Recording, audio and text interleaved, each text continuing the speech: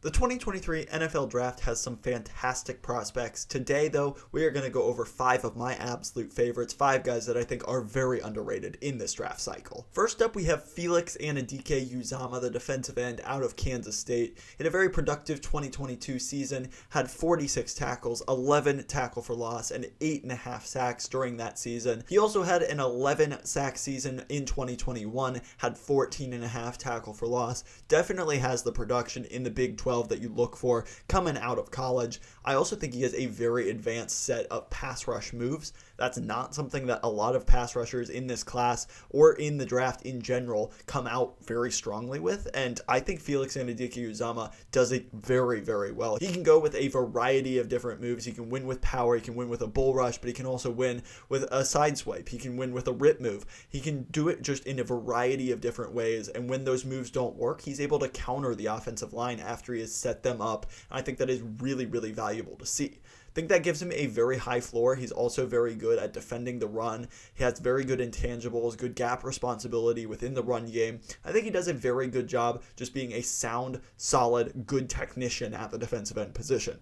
Doesn't necessarily have the elite bend or athleticism that you look for to really attack that outside shoulder. Perhaps he would be a second edge rusher in the NFL. Not sure he's ever going to put up 15 sacks in a season, but I think that his technical prowess really makes him a worthwhile pick in the 2023 NFL Draft. A lot of draft outlets have him going somewhere in the second, maybe even third round. I have a late first round grade on him. Would not have any issue taking him after about pick 20. Definitely think he is going to be a very good player in the NFL and definitely an underrated prospect in this draft. Another one of my favorite players in this draft cycle is Zach Charbonnet, the running back out of UCLA. Last year in 2022 had 195 carries, 1,359 yards, 14 touchdowns, as well as 37 catches for 321 yards.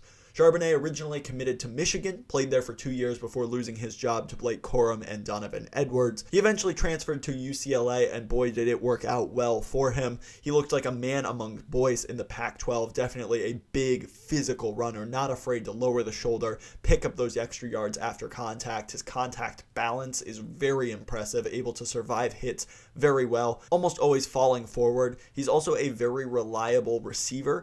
I think he has soft hands and can be a pretty good yak weapon on check down routes. Still has some ways to go when it comes to pass protection, but he has the frame to do it. He had very good explosion scores at the combine as well. Think that he showed that he has some good burst in him. That also showed up on tape, as well as very excellent vision. I think he's very good at hitting the hole when he needs to. He can stay patient, wait for that lane to open up, but if nothing's there, he'll just lower the shoulder, barrel forward for 4 yards, live to see another down. I absolutely love Zach Charbonnet in this draft, and right now he is listed as my running back 2 behind just Bijan Robinson, have him above Jahmyr Gibbs and all of the other running backs in this class. I think he is solidly a second round player, certainly would have no issues taking him between the early to middle second round. The third player on this list that we have here today is Darius Rush, the cornerback out of South Carolina. I think Rush always gets a little bit overlooked because of the other South Carolina cornerback in this draft, Cam Smith, who's projected to be a first or potentially second round pick.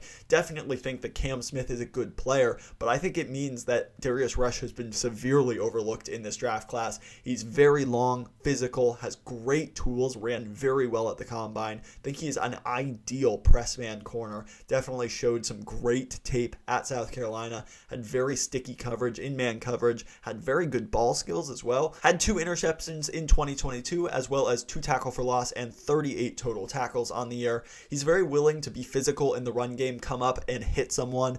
Very physical at the line as well in that press man system.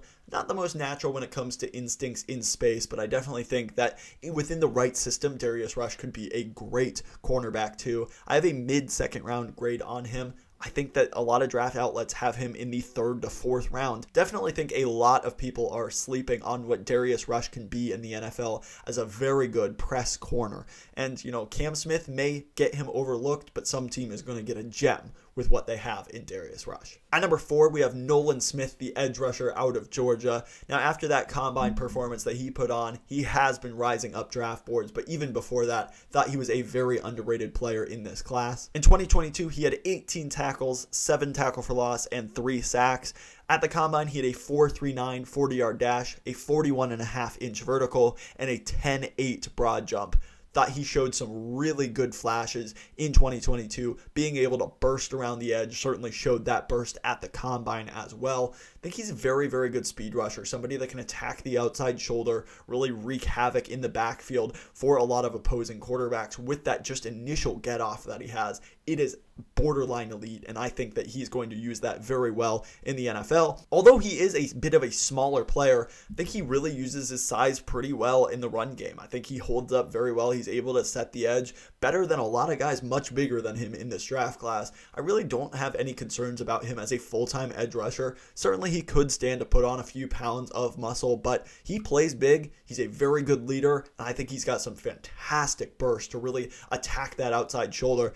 If he can learn some additional pass rush moves, he is going to be a fantastic player in the NFL. I think a lot of analysts do have a late first-round grade on Nolan Smith. I think that was helped out a lot by the combine. For me, I think he's a top 15 player. Really wouldn't have any issue taking him in the top 10. I really, really like what Nolan Smith can do in the NFL, and I think he is very underrated in this draft cycle as well. At number 5, we have Dorian Thompson-Robinson, the quarterback out of UCLA. Really think that he is being overlooked in this draft class. In 2022, he had a 69.6 completion percentage on 382 attempts, had 3,169 yards, 27 touchdowns, and 10 interceptions. Also had 118 carries for 645 yards and 12 touchdowns. Over the past 5 years, he started 48 games for UCLA, and he is a true dual threat weapon. Really can use his legs very effectively on both design quarterback runs, but also operating outside of structure. He's got a great arm with fantastic velocity.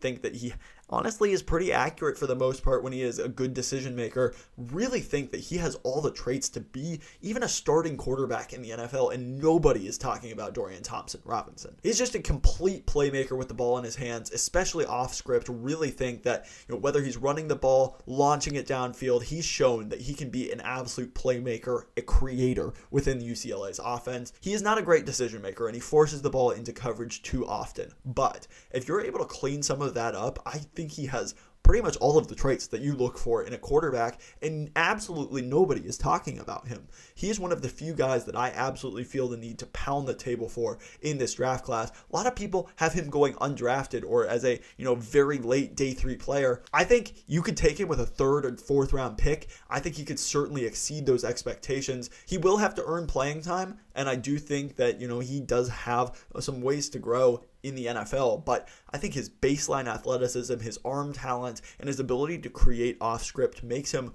way worth a shot, especially in the late day 2, early day 3 of this draft. Very excited for what Dorian Thompson-Robinson can be, and I really don't see a world where he's not going to be at least a quality backup quarterback in the NFL because of those traits. Those are 5 underrated draft prospects in the 2023 NFL Draft. Let me know down below who you think is underrated in this draft cycle. Please hit that subscribe button down below. Really helps grow this channel and push it out to other NFL Draft fans just like you. Thank you so much for watching. Have a great rest of your day. Thanks so much. Bye-bye.